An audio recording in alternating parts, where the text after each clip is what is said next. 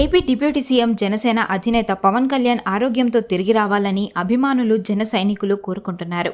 ఇటీవలే rotator cuff సమస్య కారణంగా ముంబైలో శస్త్రచికిత్స చేయించుకున్న పవర్ స్టార్ ఆ సర్జరీ నుండి క్షేమంగా కోలుకోవాలని ఏలూరు జిల్లా ద్వారకా తిరుమల మండలంలోని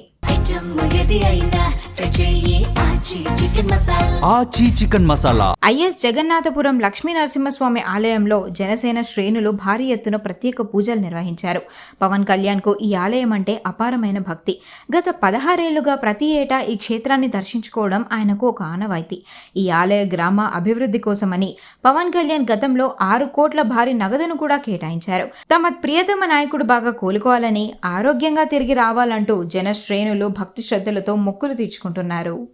ఆంధ్రప్రదేశ్ రాష్ట్ర deputy chief minister Pawan Kalyan గారు ముంబైలో శస్త్రచికిత్స జరుగుతోంది. కోట్లాది మంది ప్రజల కోసం, అలాగే ఆంధ్రప్రదేశ్ రాష్ట్ర ప్రజల కోసం ఆయన అహర్నిశలు శ్రమించారు. కాబట్టి వారి కోసం ఈరోజు మేమందరం గోపాలపురం నియోజకవర్గం తరపున మేమందరం ఇక్కడ చేరాం. పవన్ కళ్యాణ్ గారికి ముంబైలో శస్త్రచికిత్స జరుగుతున్న వేళ ఆయనకి అత్యంత ఇష్టదైవమైన మహోన్నతమైన శ్రీ లక్ష్మీ నరసింహస్వామి గారి ఆలయంలో, ఏలూరు జిల్లాలోని ఐఎస్ జగన్నాథపురంలో ఉన్నటువంటి లక్ష్మీ నరసింహస్వామి ఆలయంలో మేమందరం ఇక్కడ చేరి పవన్ కళ్యాణ్ గారి కోసం ప్రత్యేకంగా అర్చనలు మరియు అభిషేకము నిర్వహించాం. పవన్ కళ్యాణ్ గారి కోసం, వారి ఆరోగ్యం కోసం సంపూర్ణంగా మంచి ఆరోగ్యంతో తిరిగి రావాలని, అలాగే ఈ సర్జరీ 100% సక్సెస్ అవ్వాలని మేమందరం కూడా నరసింహస్వామిని వేడుకున్నాం.